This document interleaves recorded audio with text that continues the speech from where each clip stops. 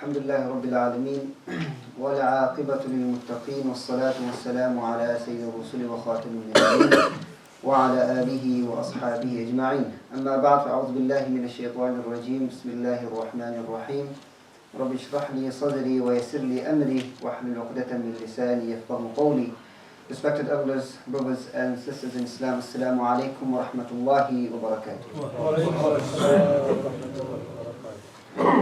Just before I come on to this topic, just a couple of words on the season that we are in. It's getting colder, and there's a saying that Ash-shita'u rabi'ul mu'min, that the winter is the spring of the believer. The winter is the spring of the believer. What does the statement mean? For us, obviously, the nights get very long and the days get very short. And this is an opportunity. When the night is long, there's extra time, ample opportunity to stand before Allah subhanahu wa ta'ala, and the fasting gets very easy as well. Therefore, my advice to all brothers and sisters, especially when you're looking at extra prayers. Obviously now, Salatul Isha is at 7:30. Don't lock everything up and throw the keys away and go home. Right? Give yourself an opportunity when you get home to also pray as well. The last third of the night is going to start about 1 o'clock. The last third of the night. About 11 o'clock or so is going to be about half the night. So try and delay your witr as much as you can, okay, so that you can get in with extra prayers as well and make benefit of the time that Allah subhanahu wa ta'ala has given us, inshallah. Now coming to this topic, to begin with, we know that Allah subhanahu wa ta'ala has blessed mankind with the ability to be able to manipulate and utilize the elements around us. We have been given this unique ability that we can create, innovate pretty much anything that we want. And this all stems from the fact that Allah subhanahu wa ta'ala favored Adam with knowledge. وَعَلَّمَ آدَمَ الْأَسْمَاءَ كُلَّهَا. Allah subhanahu wa ta'ala taught Adam the names of all things. And the scholars explain it that he was given the information of this dunya. And because he was given that information, that is why we know how to utilize everything to our benefit. We are in control of everything. You don't see animals building kingdoms or creating great civilizations. It is humans who do that. It is because of the knowledge that we have, we can control pretty much everything. So with this knowledge, Allah subhanahu wa ta'ala has tested us. And we innovate. But the question is, what is our motivation for innovation? Is it innovation for the sake of innovation? Or, as Allah subhanahu wa ta'ala says in the Quran, فَأَلْهَمَهَا فُجُورَهَا وَتَقْوَاهَا. We have the basic instincts for good and for evil as well. And that is the reality of man. We have instincts to do good. They push us, motivate us to create things which are good, to benefit mankind. But on the other hand, we also have that instinct to do evil. And we see the repercussions of that and the consequences of that across the globe. So similarly, social media is an innovation of the imagination of man. And this can be a gift and a curse. As with many things. There's no blanket fatwa on things like this. Is it haram or is it halal? That's not the issue. The issue is, how are you motivated to use it? What is your approach to it?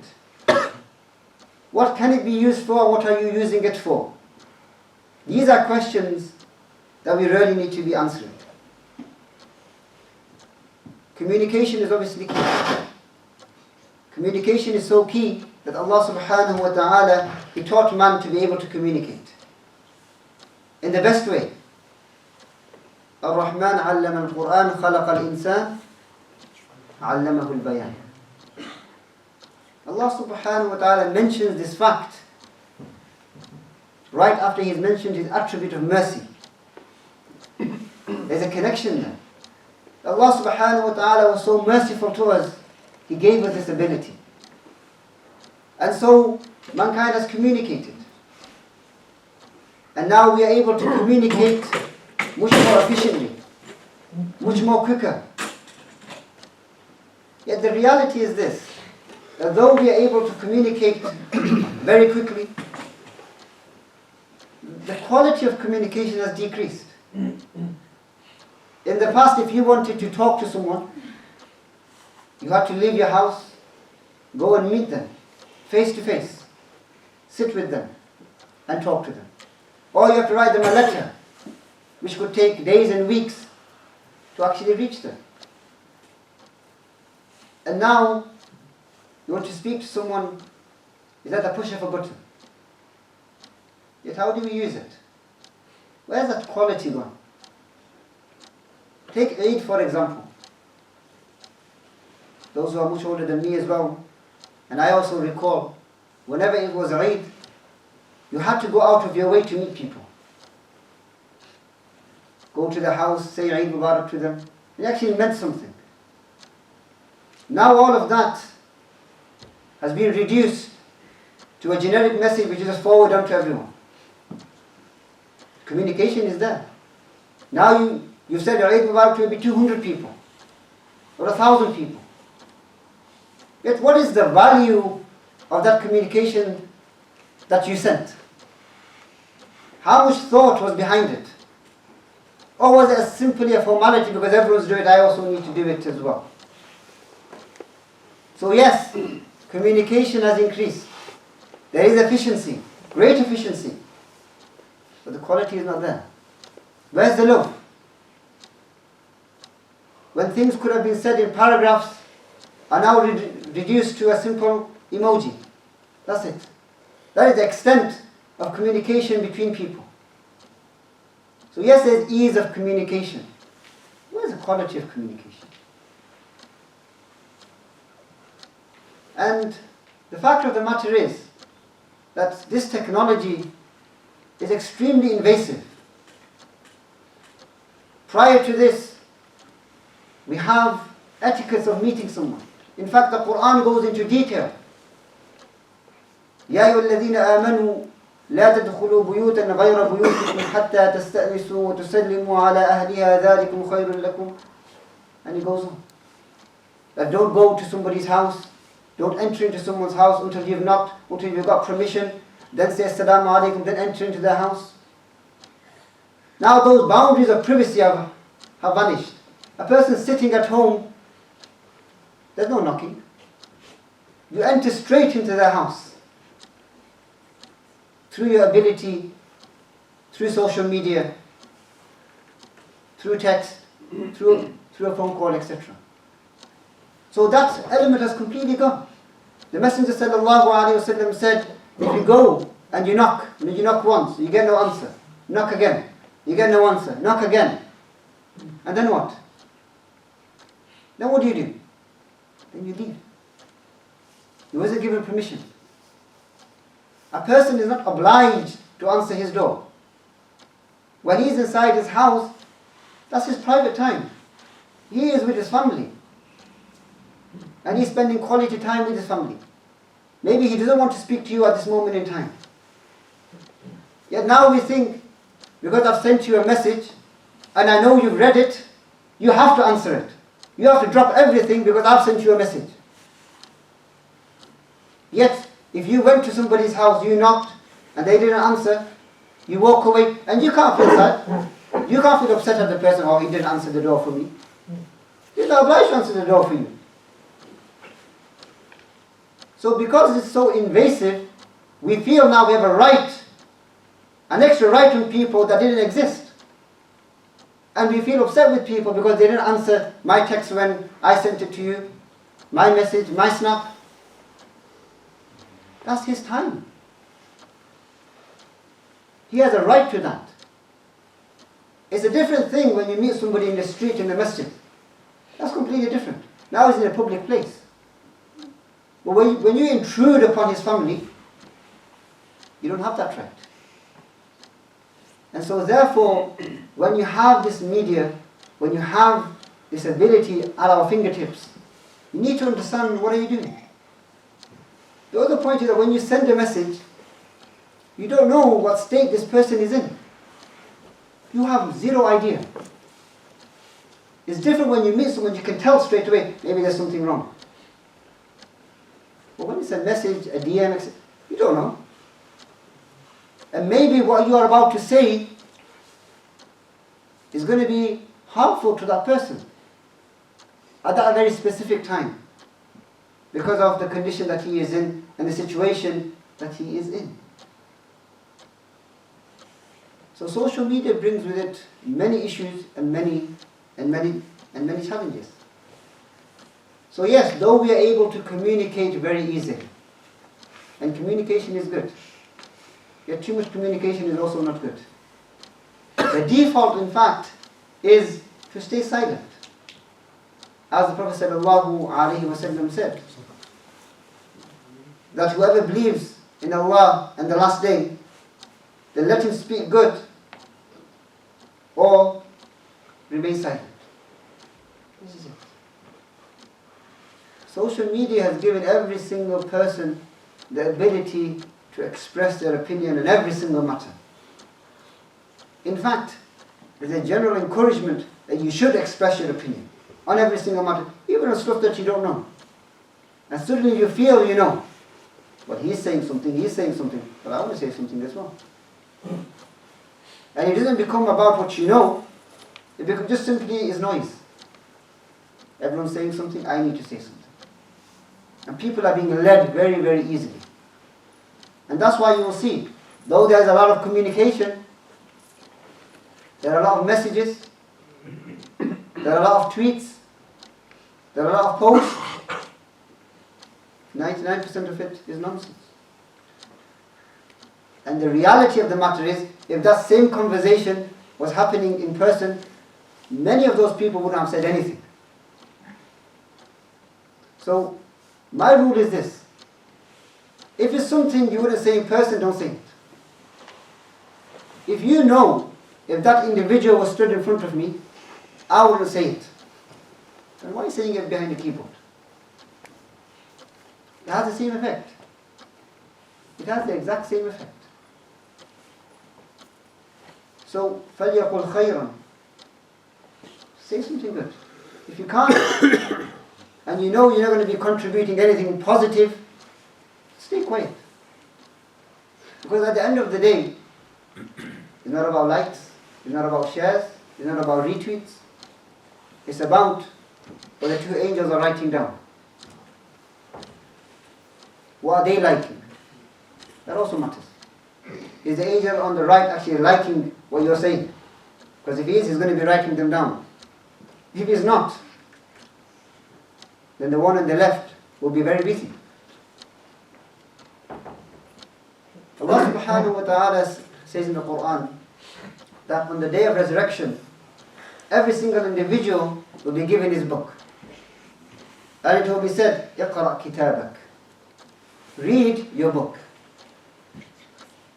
I want every single person to go back onto their social media after this and look at the volume of tweets and posts that you have done. I'm sure there's individuals sitting here, if they look at how many posts they have, it's into the tens of thousands, some even to the hundreds of thousands. And if you were to collate all of them, it would easily make a couple of books. Not even one book, a couple of books. And think about this for a moment. If somebody was to collate them all into a book, or into books, for some of you, and this book was published, would you buy it? Would you buy it? Would you advertise it? Would you be proud of it? Would you sit at the shop and be the one signing books saying, yes, this was my book, everyone come and buy this? Or would you be disgusted by it? Would you be like, did I write that? Because that's what's going to happen on the Day of Judgment. You're going to be given your book, and there's going to be two categories of people. One category of people are going to, everyone come read my book. They won't want to share their book. Look at my book. That's what it's going to be about. And the other category of people, they're going to be hiding their book. They're going to be hiding their book. And this is happening right now. In fact, one of our teachers says that he sees this every year. He sees this exact scenario every single year. And there's a lot of young people here as well. So listen up to this. He says, I see this every year on results day. You all know what I'm talking about. When results day comes, how do you respond? Are you there in the school with your paper, jumping up and down, showing as many people as you can with the fantastic results that you got? Or are you the individual, one look at your results in your pocket and you're out that door as quick as you can, you don't even meet nobody? And if somebody does ask you, what did you even, yeah, I've not got my results yet. And you try to blag them and you try to get out of there as quick as possible. What's the fact? Well, we're going to be in a similar situation on the Day of Judgment. And that is before every single person. So think about your tweets. Think about your posts. Think about your snaps. And think about them. Would I want these to be made into a book and sold and advertised? If not, then you know what to do. Now obviously, because we have this ability to communicate so vastly, there's good there. There's a lot of khair you can do. The Prophet ﷺ said, مَنْ دَلَّ عَلَى خَيْرٍ فَلَهُ مِثْلُ أَجْرِ فَاعِلِهِ. Anybody who invites towards good, he will have the reward of the one who does it. And it's true, you can reach a vast number of people. One post, you can reach thousands, if not millions of people. And if you write something good, and it gains traction, and it starts trending, and your intention was right, you potentially hit the jackpot. You could gain a lot of ajr. But conversely what? You write something wrong. You abuse someone. You humiliate someone. You taunt someone. You take someone's honor. And that starts trending. And everyone sees that. And now that person feels humiliated. Well done. You now have the sins of all of that as well. It's a double-edged sword. And we know from the hadith of the Messenger sallallahu alaihi wasallam that this issue of a person, you see, you don't pray, okay, you don't fast, no. You don't go hajj. This is one thing, because this is between you and Allah. This is between you and Allah. But when it's between you and another person, that's a different issue. And that's a very, very dangerous problem. Why? Because people are not as forgiving as Allah. Remember this point. People are not as forgiving as Allah. Allah is the one who is the all-merciful, the ever-merciful, the one who forgives. Inna Allah yaghfiru dhunuba jami'a. That's Him. That's not people. And the Messenger sallallahu alaihi wasallam said to us all, when he asked the companions directly, who is the individual who is bankrupt? Who is bankrupt? And the Sahaba were like, obviously, the one who has no money, the one who is broke, he is bankrupt. And the Prophet sallallahu alaihi wasallam said, no, I'm not talking about that person. There's another type of bankruptcy which is worse. You don't have any money in this dunya, no an issue. This dunya is only for a few days. But I'm talking about a bankruptcy that will ruin your hereafter. And the Messenger ﷺ explained, an individual will come on the day of resurrection and he has mountains of good deeds. Mountains. Not one or two good deeds like you and I have. This person has mountains. Means he was punctual with his prayer, with his extra prayer, with his fasting, with his charity, with his sadaqah, with his hajj, with his umrah. He was there. And that's why he has mountains of good deeds. And he comes and he is thinking, this is going to be an easy ride. I'm going to go straight through. And he comes, and there is a whole line of people whom he has wronged because of what he said, because of what he's done. And all those things that you don't think about. We say something and we don't think about it. Well, I was joking. That's the general response. Let me tell you now, the excuse is not going to work. You can't come on the day of judgment and say, well, I was joking. Well, the other person will say, well, I wasn't. Now I want retribution. I want something in return. And on that day, the currency is what? It's your a'mal. It's your good deeds. It's whatever you worked for, it's that. And the narration mentions that his good deeds will then be redistributed amongst all those he wronged. And they will take everything. Every single thing. Until he has no more good deeds left. And yet there are still people waiting. You know, I thought about this hadith. And I'm convinced that this hadith is speaking about our times. Because in the past, for you to abuse someone, there's only a limited amount of people that you know. Now, because of social media, the amount of people that you know has dramatically increased. You know people that you don't even know. You never met. Yet you know them and you pass comment on them. How many times have you gone past a post, you didn't even know this person, yet you feel the need to say something, and not something good. All those people will be there, waiting. And so there's so many people that his good deeds are gone, and yet they are still waiting. And so he begins to take their evil deeds. Until he is left with mountains of evil deeds. Now he's taken his throne into Jahannam. He came expecting that he will be entering into Jannah, and the end is that he entered into Jahannam. Simply because of how he treated others. He was careless with what he said. And this is one of, if not the greatest problems with social media. And you all see it, and you all know it.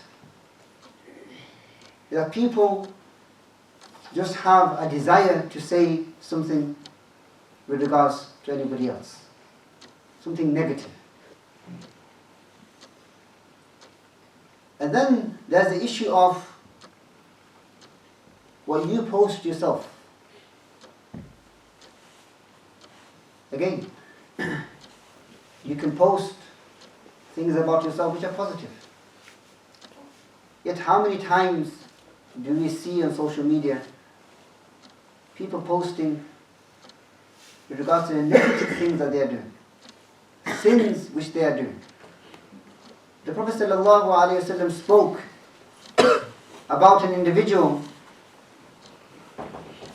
who Allah subhanahu wa ta'ala covers his sins in the night, and in the morning he goes and he says, I did this and I did that. We are at a situation that people can't even wait till the morning. That's the point. We are at a situation when people can't even wait till the morning. It's being live streamed at night, or whatever time they are involved in what they are involved in.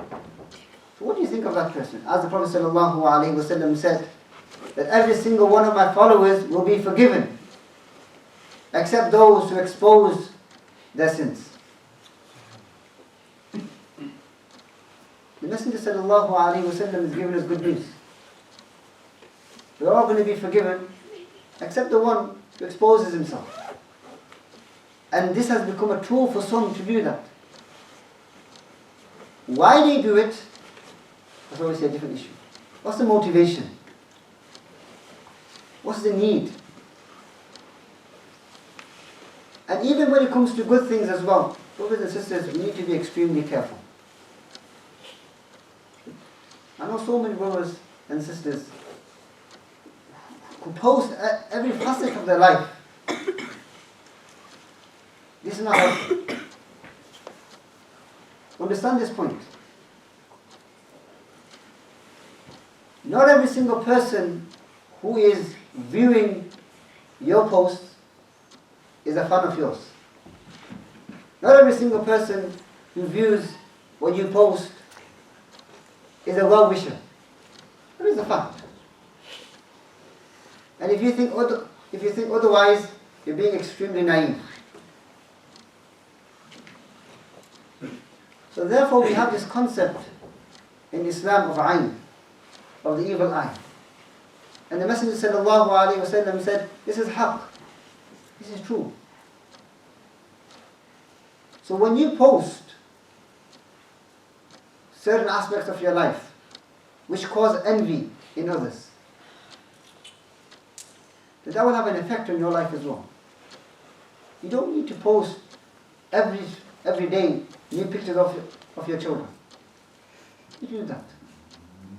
But every time you buy something new, I need to post it. I need to tell everyone, look, this is what I bought. You need to do that. This is a ni'mah that Allah subhanahu wa ta'ala has given you. Thank Allah subhanahu wa ta'ala for it. But when you do that, then it does cause envy in others. And this is destructive for that person and for you as well. In fact, there was actually some research done by a German university in which they found that people are becoming frustrated and envious because of the time that they spend on social media. People become frustrated by looking at their friends. Oh my God, he's got this and he's got this. And for us, as believers, that's a huge problem. The two elements I've already spoken about, but there's another element to it as well. That this creates in people a lack of contentment with what they have. And the Messenger sallallahu alaihi wasallam, he told us, and he said, in terms of the akhirah, who do you look at? Look at the one who is above you, the one who is better than you. Because then you will strive to do better. For example, somebody who prays 5 times a day. So in terms of your akhirah, you should be looking at that person. You shouldn't be looking at the person who prays less than you. Let's say you, for some reason, at the moment you're only praying 3 of the 5. You shouldn't be looking at the person who's only praying 1 time a day. Well, at least I'm better than him. No. You should be looking at the person who's doing more. Because you want to achieve higher. You want to be the best. Yet the Messenger sallallahu alaihi wasallam, he flipped it in terms of the dunya, and he said, look at those who are below you when it comes to the dunya, when it comes to wealth. Because then you'll be thankful for what you have. And this is the problem. When you go on social media, and your friends, relatives, people you know, people you don't know as well.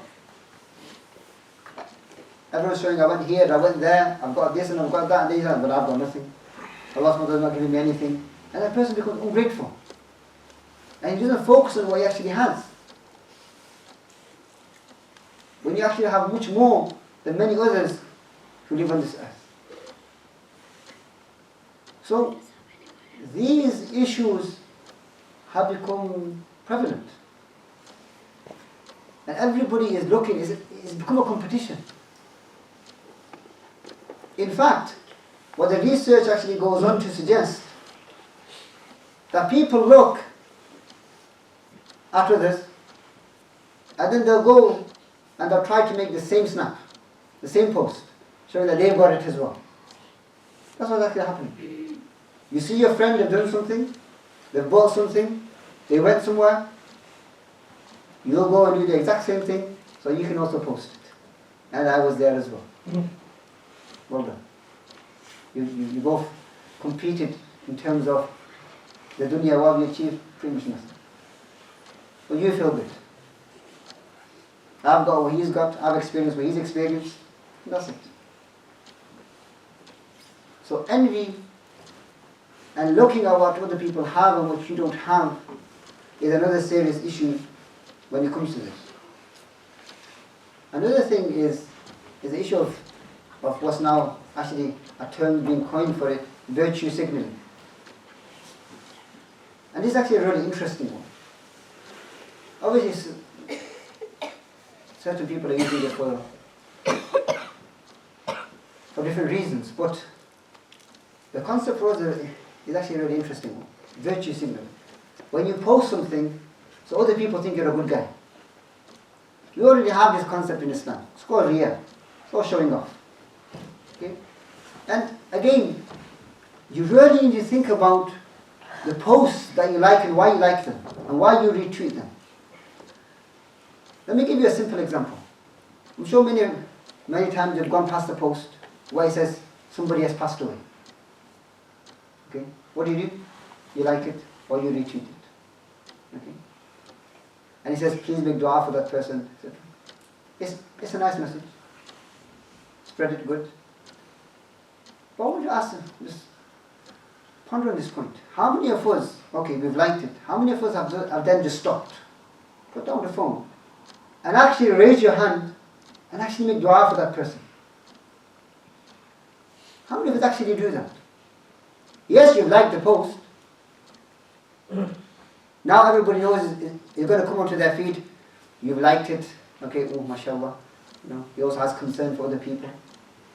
But how many of us actually just stop then? He's passed away. You need to dua for him. Do you actually need dua for him? If not, then why did you like it? You want others to make dua for him, but you don't have the time to make dua for him. What's that about?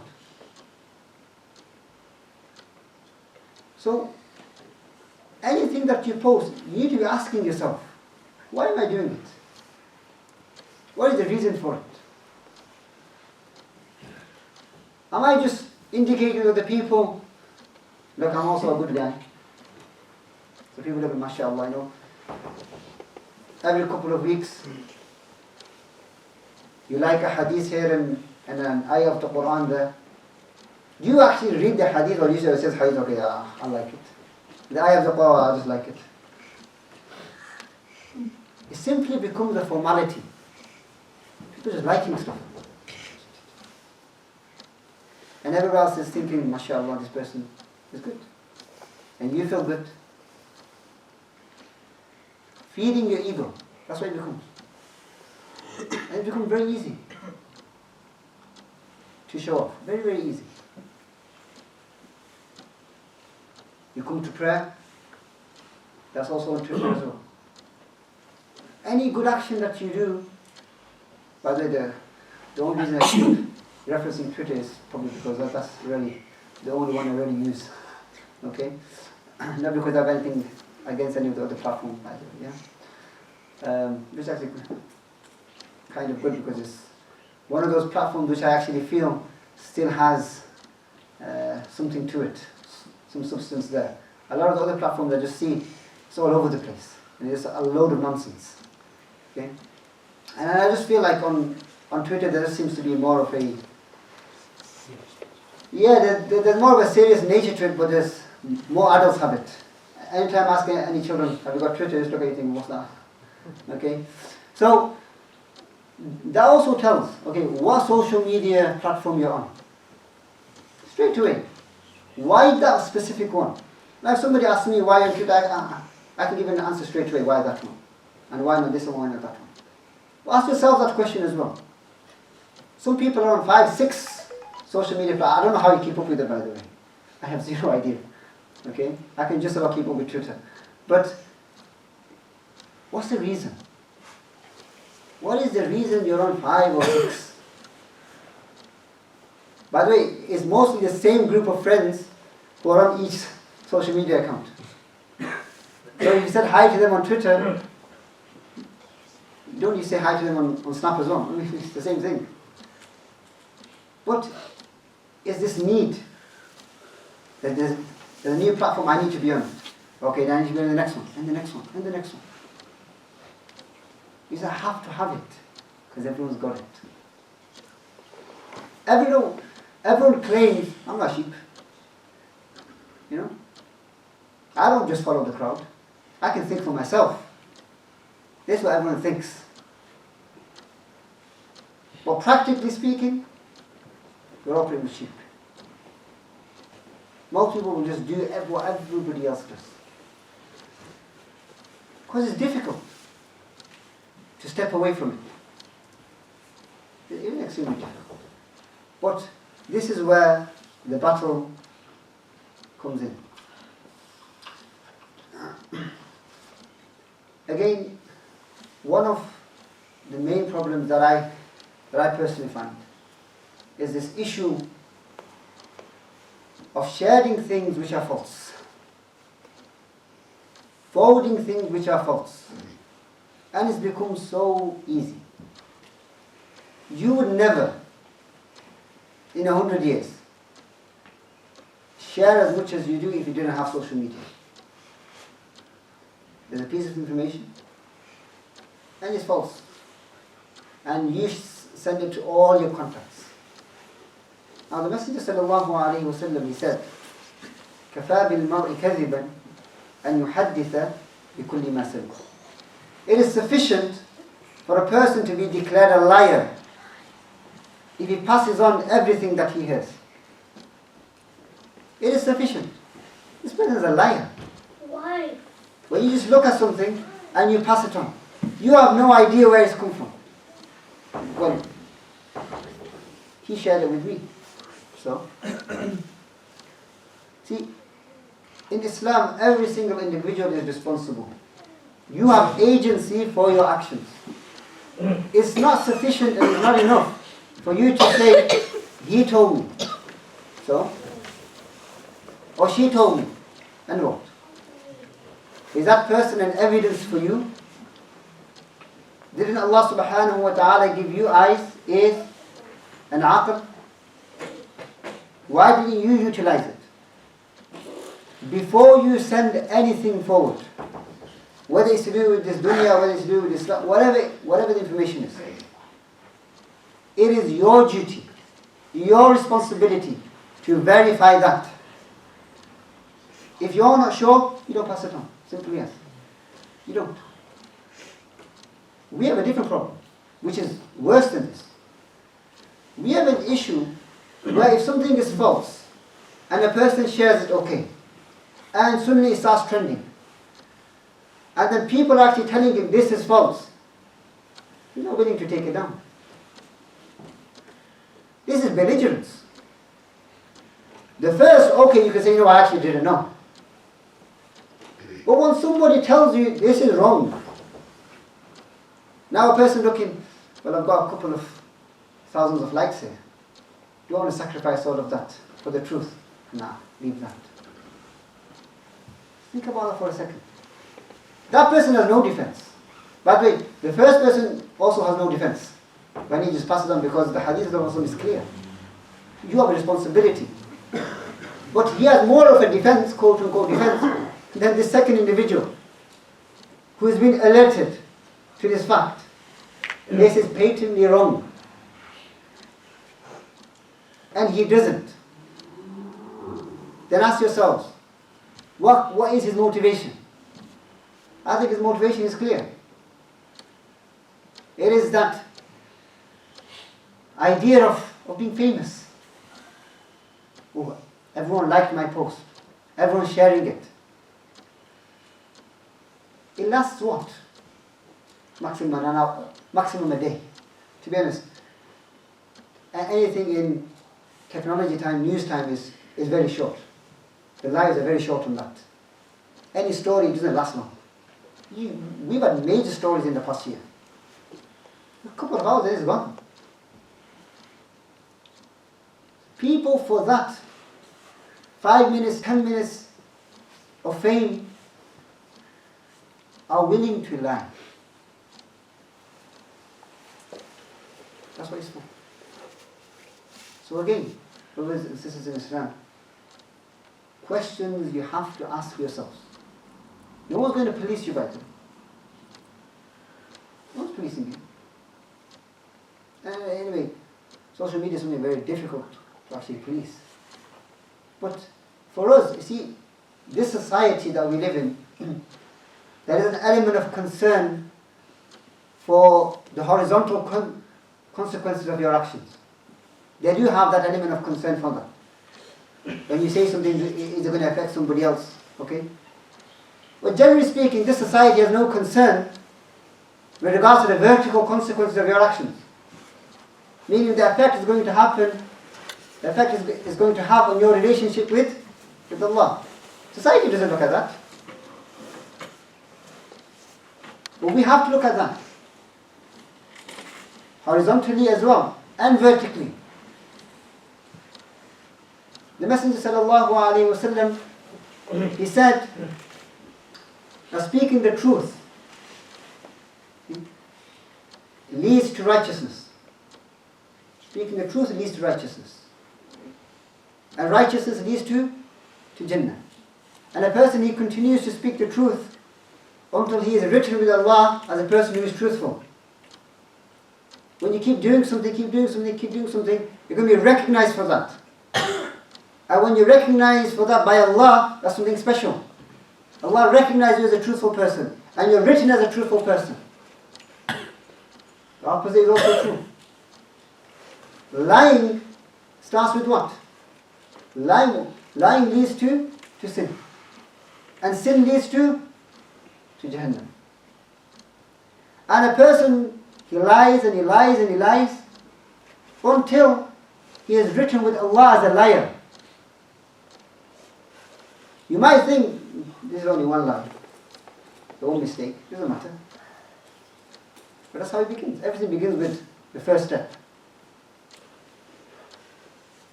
And until a person will be recognized for that. If it's written with Allah as a liar, he will be seen as a liar amongst the people as well.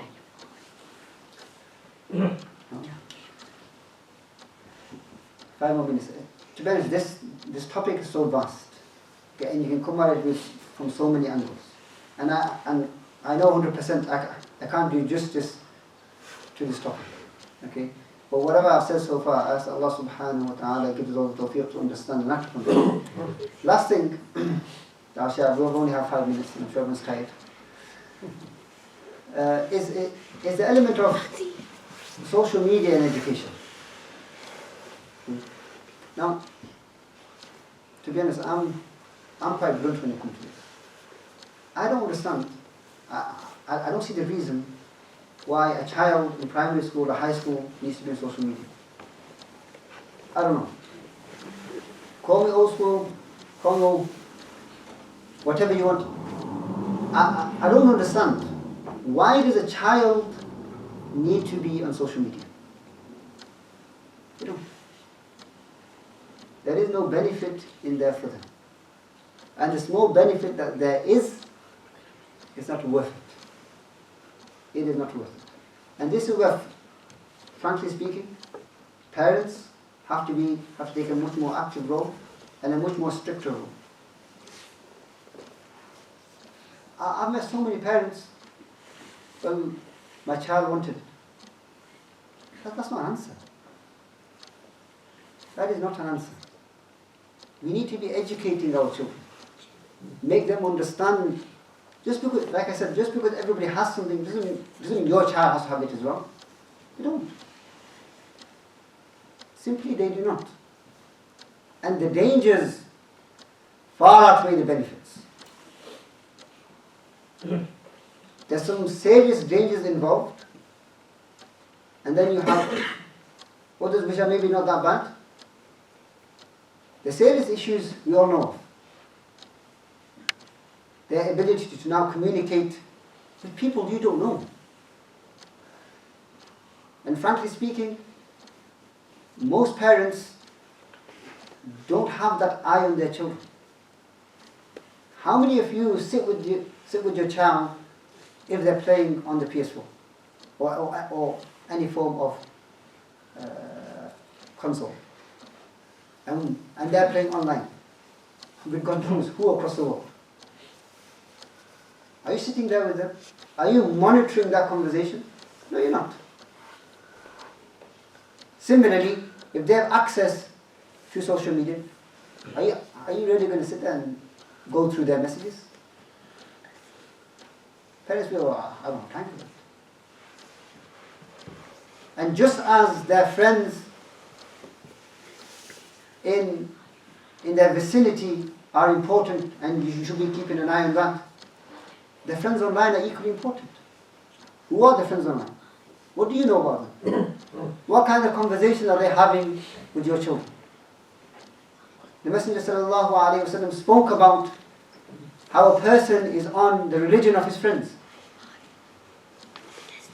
That is the reality of it. And then with the issue of time, probably the whole issue can come down to this. It is a waste of time for them. It is stopping them from learning because there's no guidance. And it's just something that is just consumption for the sake of consumption.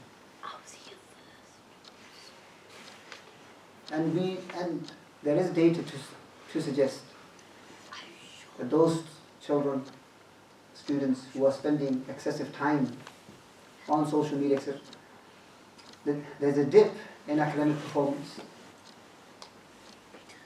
And parents are looking around and thinking, well, he doesn't go out. He doesn't need to go out, he's already out.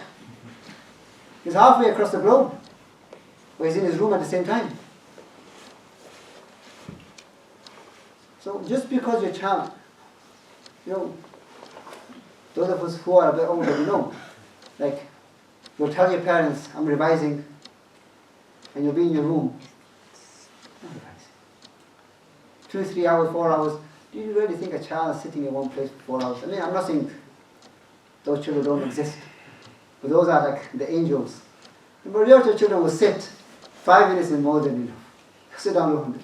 And then, especially if they have a phone or anything like that, they're gone.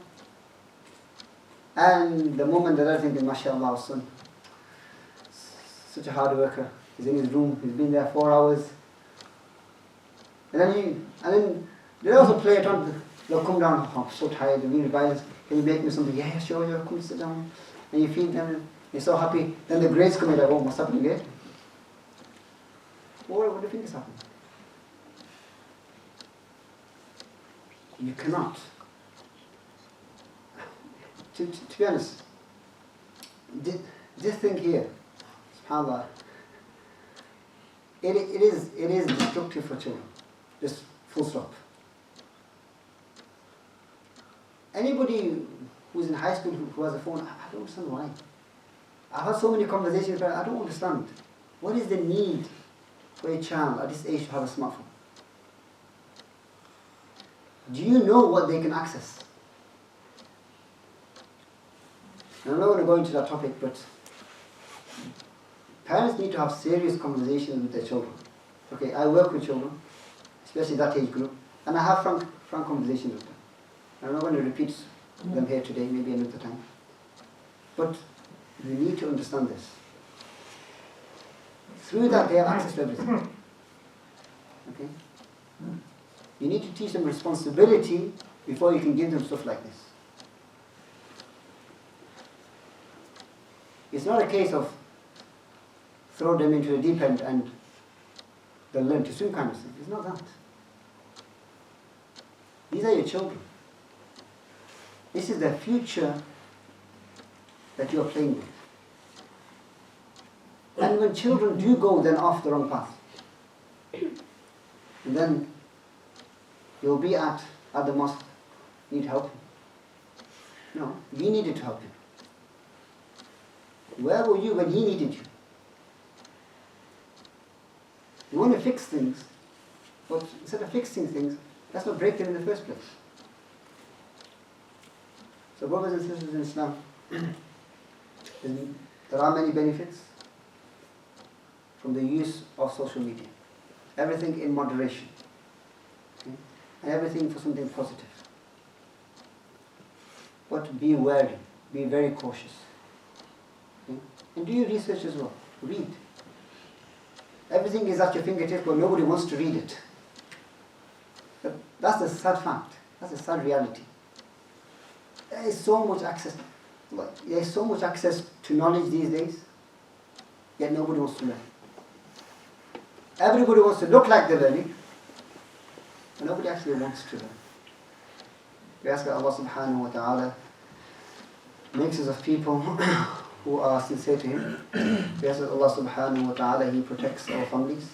We ask that Allah subhanahu wa ta'ala purifies our intentions. And we ask that Allah subhanahu wa ta'ala guides us all into Jannah and saves us all from Jahannam.